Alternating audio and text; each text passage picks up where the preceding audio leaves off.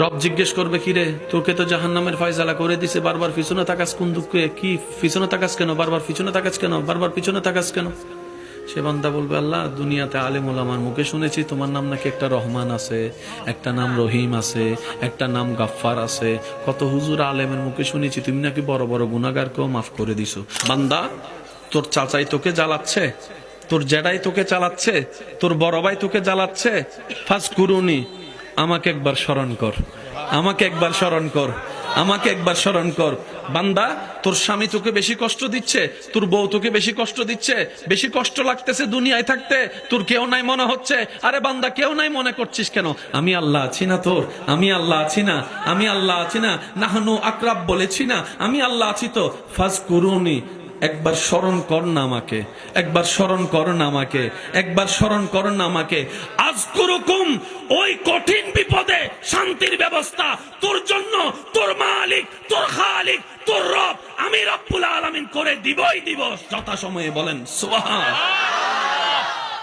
সত্যি করে একটা কথা বলেন, আমি সবার মুখে শুনতে চাই, সবার জীবনে কম বেশি সমস্যা আসছে কি আসে নাই? বিপদ আসছে কি আসে নাই? হঠাৎ টাকার প্রয়োজন হয়েছে কি হয় নাই? হঠাৎ রাস্তা বন্ধ হয়েছে কি হয় নাই? হঠাৎ জামিলা লাগছে কি লাগে নাই? ওই বিপদ এখন আর আছে? ওই জামিলা এখন আর আছে? বলেন না আছে? 10 বছর আগের কাহিনী এখন আছে? সমাধান হলো কিভাবে? আপনি বলছেন এমনে তেমনে, রব বলে যে না, আমি করে দিয়েছি। হায় হায় আল্লাহ, একবার মন খুলে একবার আল্লাহকে ডাক দেন, আল্লাহ। এমন ভাবে ডাকেন যেন সারা জীবনের ডাকটা এক ডাকে হয়ে যায়। বলেন আল্লাহ, আল্লাহ, আল্লাহ, আল্লাহ। এবারে ঈমানি ডাক দিয়ে বলেন ইয়া রাসূলুল্লাহ। উচ্চ আওয়াজ একবার বলেন মারহাবা। কষ্ট হচ্ছে আপনাদের? ইসলামে জামিলা নাই, জামিলা ইসলাম নাই। ইসলামে জামিলা নাই, জামিলার ভিতরে ইসলাম নাই, কারণ ইসলামের নামই হচ্ছে শান্তি। সুবহানাল্লাহ কি এখানে কইবেন না ঘরে যায় কইবেন? আর একটু মুখ খুইলা বলেন তো সুবহানাল্লাহ। হাসরের ময়দানে বিচারের কাঠগড়ায় নবী রাহমাতুল লিল আলামিন সেই দৃশ্যের বর্ণনা দিতে গিয়ে বলেন, দুইজন আসামি রবের দরবারে দাঁড়াবে। একটু মনোযোগ। দুইজন আসামি রবের দরবারে দাঁড়াবে, একজনের বিচার হবে, বিচারের মধ্যে দাড়ি পাল্লায় যখন তার আমলনামা তোলা হবে, তার গুনার পাল্লা বাড়ি হবে। গুনার পাল্লা বাড়ি হওয়ার পরে ফেরেশতাদের জন্য নির্দেশ আসবে, তাকে জাহান্নামের দিকে নিয়ে যাও। ফেরেশতারা তাকে অ্যারেস্ট করে টেনে টেনে তার কর্মফলের কারণে জাহান্নামের দিকে নিয়ে যাবে। তখন সেই বান্দাটা বারবার সামনের দিকে যখন ফেরেশতারা নিয়ে যাবে, সে বারবার রবের রহমতের দিকে তাকাবে। কিছু দূর সামনে যাবে, বারবার রবের রহমতের দিকে তাকাবে। সুবহানাল্লাহ বলতে থাকেন। কিছু দূর সামনে যাবে, বারবার পিছনে রবের রহমতের দিকে তাকাবে। রব্বুল আলামিন বলবে, ফেরেশতা দাঁড়াও, বান্দাটাকে আবার আনো। সুবহানাল্লাহ, মনে হয় মুক্তি আসতেছে।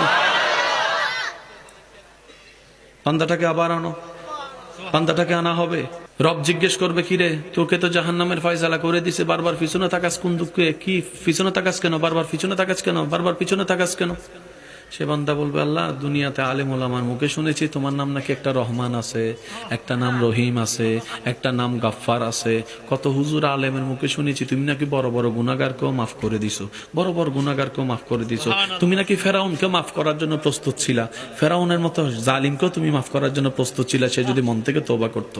তা আমি বারবার চাচ্ছি, তুমি তো বিচার করে দিছো বিচারক হিসেবে, কখন জানি তোমার আমার জন্য একটু মায়া হয়, হঠাৎ করে তুমি মালিক হিসেবে আইন তো ক্যান্সেলও করে দিতে পারো, রায়ও ক্যান্সেল করে দিতে পারো, জাহান্নামীকে তো জান্নাতি বানান তোমার জন্য ব্যাপার না।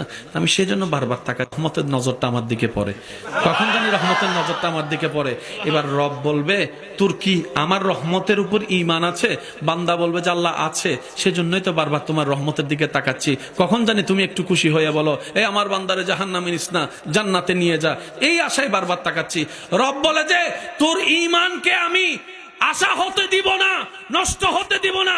ও ফেরেশতা, জাহান্নামী রাস্তা ক্যান্সেল করো, আমার বান্দাকে জান্নাতের দিকে নিয়ে যাও। দুইজনের ভিতর কয়জন বাকি আছে? এবার ওনার যখন হিসাব নিকাশ হবে, দাড়ি পাল্লায় আমল যাবে, গুনার পাল্লা বাড়ি হবে, ওনার হিসাবও জাহান্নাম। আল্লাহ তাআলা ফেরেশতাদেরকেও বলবে, ফেরেশতা রায়, তাকে তোরে জাহান্নামে নিয়ে যাও। ফেরেশতারা তাকে ধরার আগেই সে জাহান্নামের দিকে দৌড় দিবে। মন মতো হয় না, সুবহানাল্লাহ। আরো জোরে। তার রায় কি? জাহান্নাম। ফেরেশতারা তাকে টেনে টেনে জাহান্নামে নিয়ে যাবে, এটাই তো হবে সাধারণ দৃশ্য, কারণ মানুষ তো ফাঁসির কাটতে নিজের থেকে যেতে চায়। ফেরেশতারা তাকে অ্যারেস্ট করার আগেই সে জাহান্নামের পথে দৌড় দিবে। আল্লাহ বলবে যে দাঁড়া, কই যাস? আল্লাহ, আপনি না বলছেন জাহান্নামে, সেজন্য জাহান্নামে যাচ্ছি। রব বলবে, এটা কি জান্নাত মনে করছো? খুশি মনে তুই জাহান্নামে যাচ্ছস, ব্যাপার কি? তখন সে বলবে, আল্লাহ, দুনিয়াতে তোমার অনেক আদেশ শুনছি, একটাও মানিনি। অনেক হুকুম দিছো, একটাও মানতে পারিনি। আজকে হাসরের ময়দানে তুমি আল্লাহ আমাকে শেষ একটা আদেশ দিছো। তুমি আজকে হাসরের মাঝে শেষ একটা আদেশ দিছো, এটাও যদি আমি পালন করতে না পারি কেমন বান্দা হইলাম। সেজন্য তুমি যদি খুশি হয়ে জাহান্নাম দিছো, আমিও আমার প্রাপ্য জাহান্নামের দিকে চলে যাচ্ছি। ফেরেশতারা ধরে টেনে টেনে নিয়ে যাবে, দরকার কি? তুমি আদেশ দিয়েছো, বাস এটাই আমার জন্য যথেষ্ট। আমার আল্লাহ আমাকে জাহান্নাম দিয়েছে, আমি খুশি মনে জাহান্নামে যাচ্ছি। রব বলে যে হইছে, তোর আর জাহান্নামে যাওয়ার দরকার নাই। তোর কথাটা আমি আল্লাহ খুশি হয়েছি, যা গুনাহ মাফ করে দিলাম, জাহান্নাম থেকে জান্নাতি বানাই দিলাম। ওনার নাম রহমান। সুবহানাল্লাহ। আমি শুনি না। বসে দাঁড়ানো সবাই মিলে একবার বলেন তো সুবহানাল্লাহ। 1 2 3 4, 4 নাম্বার বাস পর্যন্ত যারা আছেন সবাই চুপ থাকবেন। 4 নাম্বার বাসের পরে যারা আছেন আমার ইমানি ভাইয়েরা বসা দাঁড়ানো, আপনারা একবার বলেন তো সুবহানাল্লাহ।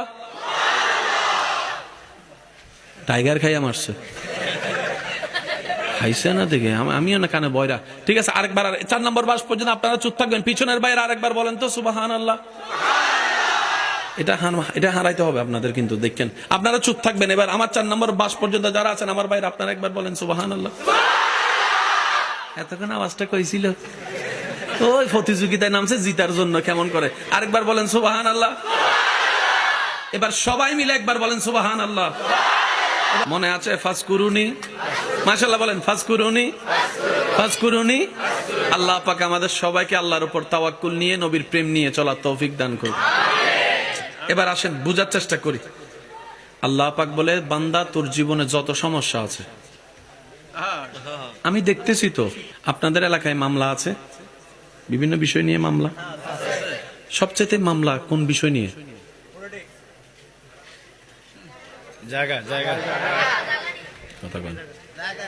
সবচাইতে